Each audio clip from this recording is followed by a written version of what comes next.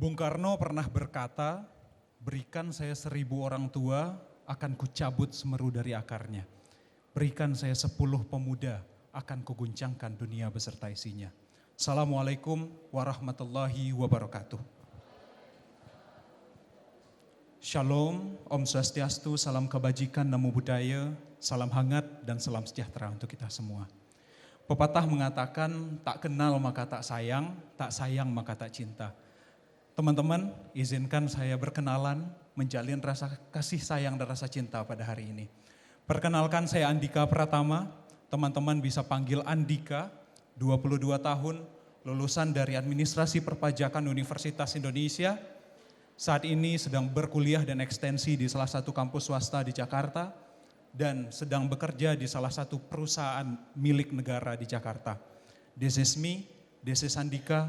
Dengan segala kekurangan saya, izinkan saya memandukan cita dan cinta. Sedikit bercerita tentang pengalaman sederhana seorang anak kampung menghadapi kehidupan ibu kota yang luar biasa. Sebelum kita memulai sesi cerita yang sederhana ini, izinkan saya bertanya kepada teman-teman semua. Jika saya mengatakan ketidakmungkinan, apa yang terbesit di benak kita? Gagal, tidak ada peluang, tidak ada masa depan. Benar. Apa yang terlintas di benak kita berkaitan dengan ketidakmungkinan, ini berkaitan dengan cerita saya. Saya merupakan seorang anak kampung di ujung Sumatera Barat, kota kecil di Sumatera Barat, di mana tidak memiliki privilege apapun. Ayah saya seorang guru swasta dengan gaji 800.000 per bulan.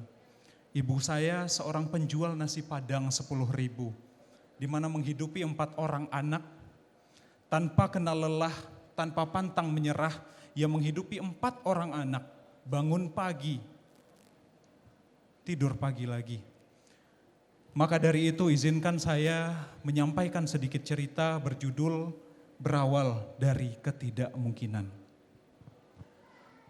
Apakah berita yang terlihat di depan kita ini sering terlihat di media sosial kita? Pasti Instagram, Facebook, Twitter, dan lain sebagainya.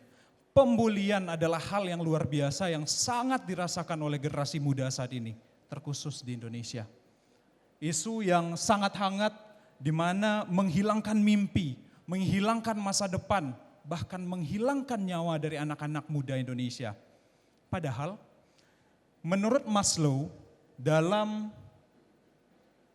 hierarchy of needs yang disampaikan bahwasannya ada 5 tingkatan yang harus dimiliki oleh manusia Indonesia, terkhususnya Indonesia, untuk bisa melanjutkan hidup yang lebih baik. Di mana tingkatan pertama adalah psychological needs, di mana kita akan mendapatkan makanan dan lain sebagainya. Yang kedua adalah safety need, di mana kita harus mendapatkan keamanan, kenyamanan. Pertanyaannya, apakah para generasi muda yang dibully tadi, para anak-anak muda yang dibully tadi mendapatkan keamanan, mendapatkan kenyamanan? Tidak. Mereka tidak mendapatkan keamanan, tidak mendapatkan kenyamanan.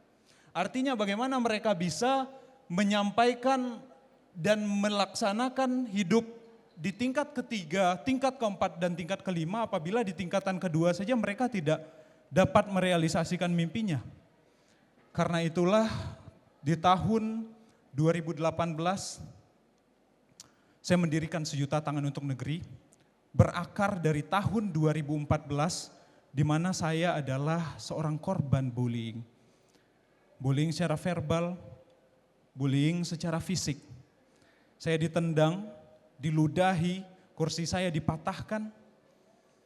Dan ketika itu ayah saya sedang mencalonkan diri menjadi calon legislatif, tapi nasib berkata lain, ayah gagal. Setiap hari saya mendengarkan kata-kata, teriakan, anak caleg gagal, anak caleg gagal. Stres. Dan saya bertanya ke diri sendiri, kenapa saya yang mendapatkan, kenapa harus saya yang merasakan? Ternyata karena pola pikir yang berbeda, bentuk yang berbeda. Setiap hari di depan cermin teman-teman semua, saya selalu mempertanyakan ciptaan dari Tuhan, ketidaksempurnaan ciptaan dari Tuhan. Kenapa rambut saya berbeda, kulit saya berbeda, tinggi saya berbeda, hidung saya berbeda. Kenapa Tuhan menciptakan dengan ketidaksempurnaan seperti ini?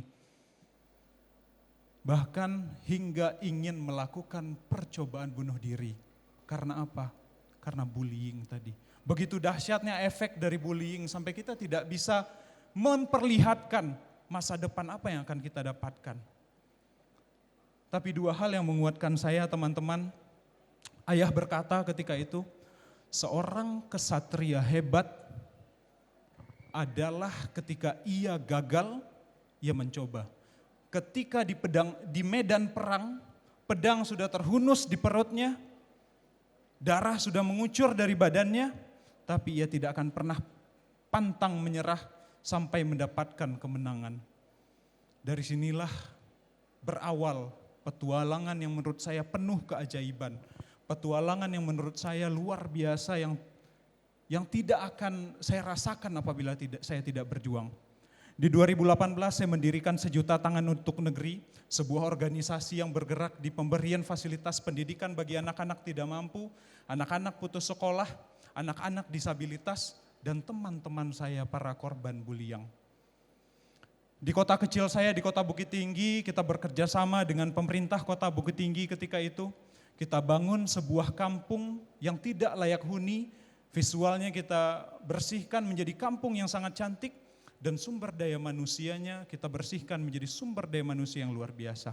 Ketika itu banyak anak-anak yang hamil di luar nikah, anak-anak yang putus sekolah, bekerja sama dengan pemerintah kota Bukit Tinggi dan BKKBN, kita berikan fasilitas pendidikan yang setara, agar mereka merasakan bagaimana pendidikan yang luar biasa.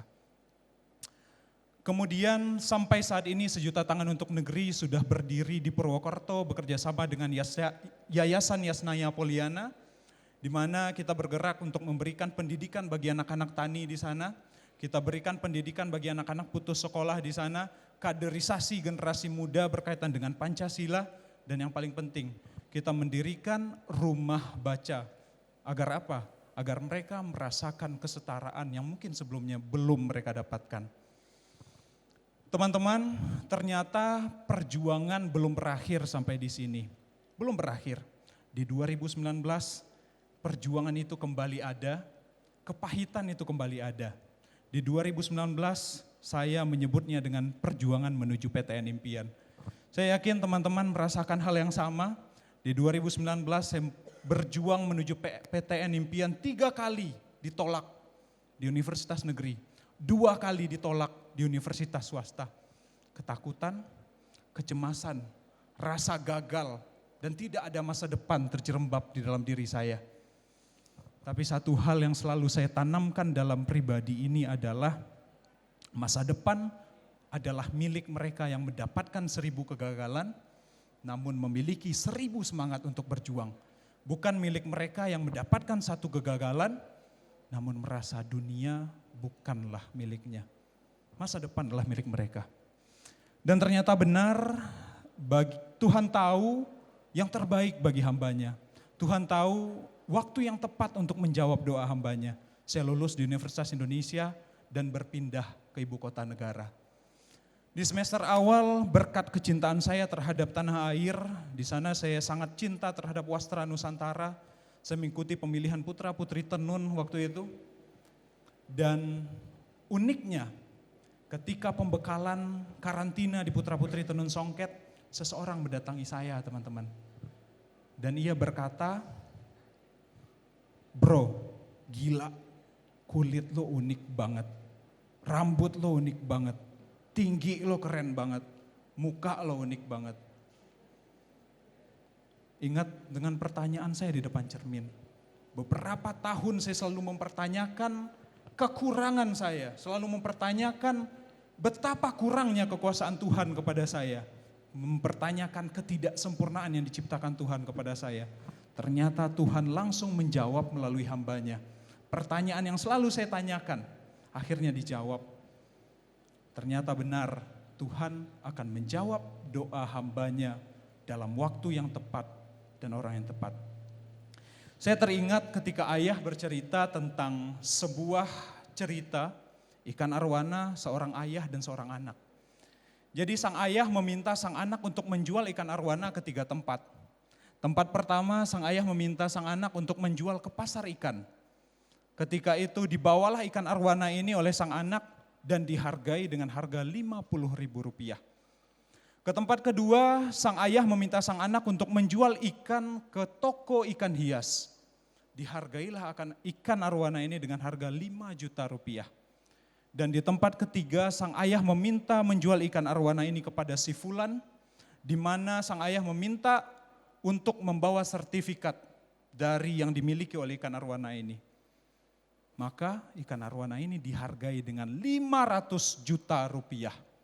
Bayangkan, satu ikan arwana yang sama dengan harga yang berbeda. Jangan pernah kita tinggal di tempat yang tidak tepat, tapi kita menganggap kita selalu diremehkan. Mungkin mereka tidak tahu nilai kita.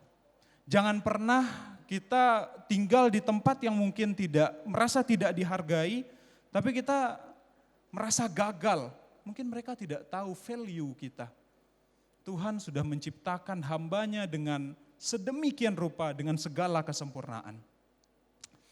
Teman-teman, seiring berjalannya waktu, ternyata Tuhan menjawab doa hambanya dengan begitu luar biasa. Di kelas 9 SMP saya menuliskan 100 mimpi di sebuah kertas lusuh. Dan mimpi ke-50 di saat itu berhasil saya coret di 2 September 2022. Seorang anak kampung yang belum pernah melihat Jakarta menjadi abang Jakarta ke-50. 2 September 2022 merupakan malam yang begitu luar biasa bagi saya. Tidak hanya mimpi saya terrealisasi, namun kesempatan saya untuk dapat berkontribusi, memberikan kebermanfaatan dan menebarkan cinta kasih kepada masyarakat Jakarta semakin lebar. Kebun melati, kebun kacang, kampung karet Tengsin merupakan tempat tongkrongan saya, teman-teman. Mungkin banyak yang bertanya, seorang abang Jakarta tongkrongannya di sebuah kampung kumuh. Tapi di sanalah saya menemukan arti dari kehidupan. Di kampung yang mungkin kita rasa kampung yang tidak layak huni, kampung yang kumuh, tapi di sana saya bisa bersosialisasi, bercerita, dan mendapatkan arti-arti value dari kehidupan. Karena bagi saya menjadi abang Jakarta tidak hanya mempromosikan dan merepresentasikan kota Jakarta saja. Bagi saya menjadi abang Jakarta adalah sebuah cara melaksanakan titel ini dengan ketulusan, keikhlasan, dan memberikan senyuman yang tulus kepada masyarakatnya. Serta menganggap masyarakatnya sebagai keluarga sendiri. Karena saya yakin dengan kita menganggap masyarakat Jakarta sebagai keluarga sendiri, mereka merasakan kenyamanan dan ketulusan ketika kita hadir. Dari sinilah mimpi-mimpi yang luar biasa itu tercapai. Dari sinilah mimpi-mimpi yang mungkin dulu saya tuliskan hanya dalam bentuk mimpi di kertas berhasil saya coret.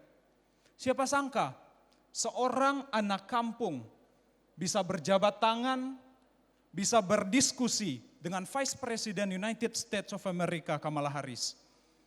Siapa yang sangka seorang anak yang dibully habis-habisan, memiliki keinginan untuk mengakhiri hidup, bisa berpidato di hadapan Presiden Republik Indonesia di hari kemerdekaan Republik Indonesia di Istana Negara. Siapa yang sangka seorang anak guru swasta, ibunya menjual nasi Padang 10.000, bisa berdiri sejajar di hadapan penjabat Gubernur DKI Jakarta, Menteri Luar Negeri, dan juga gubernur-gubernur se-Asia Tenggara. Siapa yang sangka? Guru spiritual saya selalu berkata, Tuhan akan menjawab doa hambanya dengan 3 cara. 1, ya akan kukabulkan. 2, ya akan kukabulkan tapi nanti.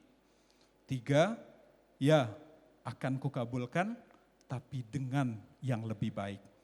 Jadi bagi siapapun yang menonton hari ini, yang hadir hari ini, yang merasa doanya belum pernah didengarkan oleh Tuhan, yang merasa doanya belum pernah dikabulkan oleh Tuhan, satu hal, cabut ucapanmu, cabut pikiranmu. Tuhan akan menjawab doa-doamu, Tuhan akan menjawab semua mimpi-mimpimu, tapi dalam waktu yang tepat.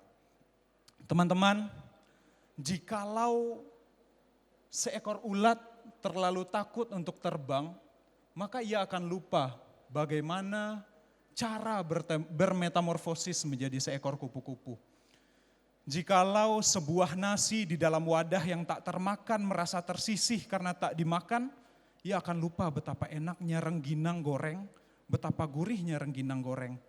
Jikalau sebuah eceng gondok merasa dirinya kalah keren, kalah cantik dari bunga matahari, mungkin ia akan lupa betapa luar biasanya kebermanfaatan yang ia tebarkan untuk ikan. Teman-teman, hidup adalah sebuah realita yang luar biasa yang harus dijalankan dengan sebuah kebermanfaatan. Kamu dan mimpimu, kamu dan kegagalanmu, kamu dan masa depanmu bukanlah sebuah kesia-siaan. Hari ini kita ubah pola pikir kita ubah cara pandang kita. Yang aku tak berguna menjadi aku adalah manusia yang berguna. Yang hari ini aku tak ada masa depan menjadi aku memiliki masa depan yang luar biasa. Teman-teman, jikalau di saat itu saya berhenti bermimpi, saya berhenti berharap, berhenti berjuang, maka hari ini saya tidak akan ada di depan teman-teman semua. Hari ini saya berdiri di sini di hadapan teman-teman semua karena sebuah ketidakmungkinan. You are what you think. Terima kasih, saya Andika Pratama. Wassalamualaikum warahmatullahi wabarakatuh.